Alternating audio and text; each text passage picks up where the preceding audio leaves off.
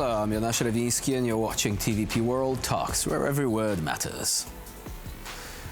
Georgia's democratic backsliding continues as the pro-Russian ruling party, the Georgian Dream, has launched the latest wave of repressions against opposition members and journalists. Apparently, even placing a sticker with a politically charged slogan can get one arrested in Tbilisi nowadays. A development apparently not lost on the US Congress. Reports suggest that a bipartisan bill is being prepared that would ban the recognition of any government associated with Georgian Dream's leader, oligarch Bidzina Ivanishvili, who himself was sanctioned by the US administration recently. But what of ordinary Georgians? Can they still turn their country around? And what else can the international community do to help them?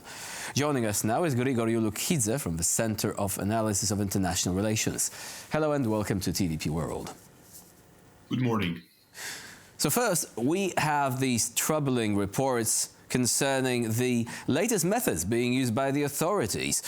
Placing a sticker got at least one person arrested, a journalist, no less. And later she was also accused of assaulting a police officer. But what does it tell us about the methods used by the government? Are we actually seeing a descent further into the rabbit hole of Belarusian methods of controlling society?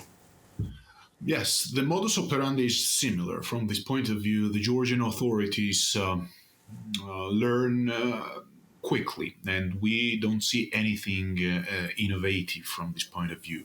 The protest is growing, but the Georgian government quite well understand that it is not the wishful scenario. They we're expecting the minimization of this ongoing wave of protests, but we see the completely different reality in which more and more people are engaged in this process of mass protests. Yes, until yesterday, we have not seen any kind of confrontation between police and the demonstrators, but there were some local clashes. For example, the judges were having party in the Georgian restaurant, and the protesters started to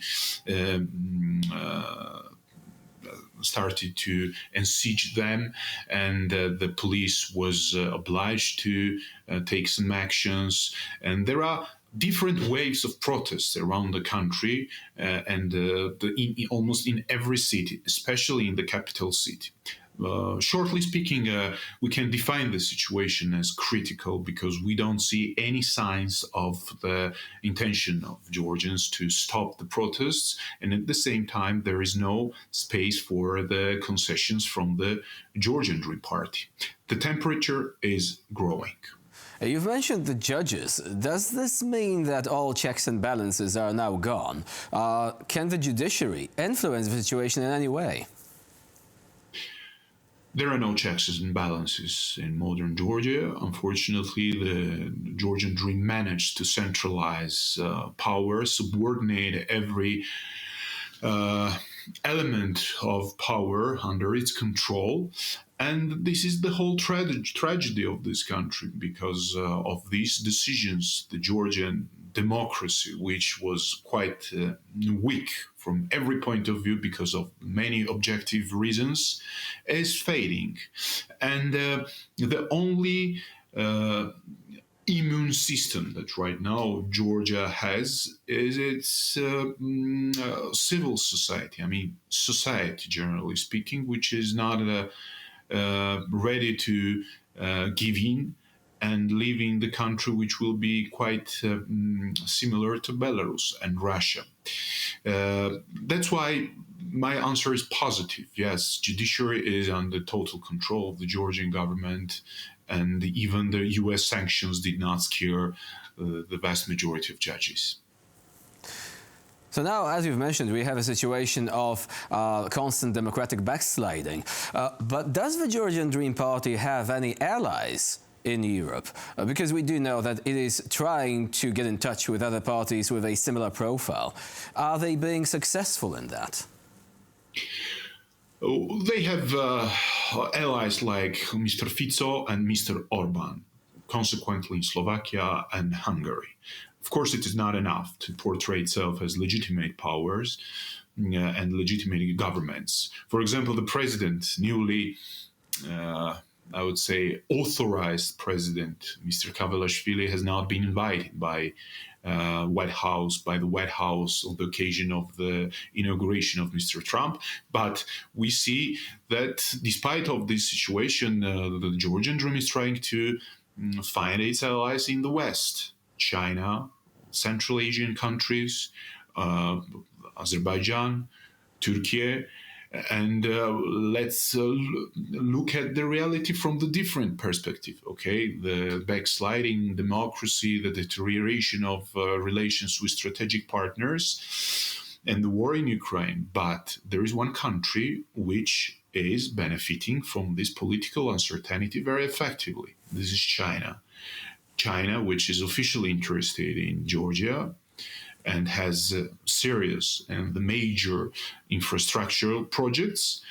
It will be of no cost for Beijing to replace a lot of pro-Western economic entities without paying almost nothing, because, of course, the scale of Georgia and China cannot be compared to each other. And that's why one of the main allies, momentous allies, might become China for the Georgian Dream. What about the supporters of Georgian Dream in Georgia itself? How is this party managing to maintain a degree of public support? I mean, it's positioning itself as being conservative. It is trying to ride this wave of discontent with liberal ideals. But is this conservative only skin deep in the case of Georgian Dream? The Georgian Dream is mostly unpopular in bigger, larger cities. But as for provinces, the situation is completely different. They have a lot of supporters out of their particular interests, out of the lack of political knowledge, malinformation, etc., etc. So reality in which the Georgian Dream does not have supporters has nothing in common with truth. Yes, Tbilisi is different reality, Batumi, Kutaisi, but there are provinces where the Georgian Dream is very strong. Because of the above-mentioned issues, because of the fact that hundreds of thousands of Georgians are directly attached to the state budget, because they are employed formally or informally by different state agencies, and of course the propaganda, which is very effective, maybe not effective for the vast majority of the inhabitants of Tbilisi, but it is very effective in the regions where the pro-government channels act quite sophisticatedly. They repeat over and over the narrative like that there will be war if the opposition replaces us, that in this global uncertainty, it is much better to keep the balance and status quo than to make revolutionary challenges. And partially this propaganda is true, because we have no idea what's going to happen in Washington once President Trump becomes the president. There are a lot of impulsive politicians in his team that they are not interested in the South Caucasus. We see political crisis in the top capitals of Europe. And that's why the whole tragedy of this propaganda is the following, that partially it is some kind of true. We call it gray propaganda. And on this gray propaganda, the Georgian Dream is very effective in the regions. And apart from that, they have almost full support of Ministry of Internal Affairs, and those pro-Western state employees are replaced day by day thanks to a new labor code from January 1st, and there will be almost, with the Georgian ministries will be formed with almost no pro-Western employees within the next few months. So from what you're describing, we have state capture in addition to the already well-documented questions concerning the legitimacy of elections themselves. I mean, the vote rigging and stuff like that. So all of that has been noticed by Western countries, including the United States. They are apparently preparing a new piece of legislation that would ban the recognition of the Georgian government for as long as it is attached to the Georgian Dream Party. Do you think that this could have any effect? Of course, it will have influence. It will have a major impact, but it is very difficult to predict in which it will be converted. the one problem seriously remains in Georgia, independently the actions of the West. There is no political class in the opposition which would be able to benefit from this situation. All this in Georgia happening because of the decision of the vast majority of Georgians, especially in the capital city, to express their protest against the action of the Georgian government. And no opposition forces are directly involved in this process. Do you know why? Because if they start to use this momentum, a lot of people might come back home because they're very, very unpopular. The Georgian Dream understands that quite well, sometimes tries to portray these actions as coordinated by the opposition parties with a few success, small success, but the problems of Georgia will remain. And does not matter from this point of view what Washington will do, because there is no opposition flank. The Russian influences remain still quite solid in this country, and it is besieged by authoritarian powers. Georgia does not have a state border with the European Union. The only Western country that is the neighbor of Georgia is Turkey, which is not the beacon of democracy. And authoritarian countries and powers like Syria and Iran are geographically closer than its strategic allies like Baltic countries and Poland, which once again shows the tragedy and geopolitical loneliness of this country. Grigol Julukhidze with a sobering assessment of the situation in Georgia. Thank you very much for joining us here today and sharing your insight. My pleasure.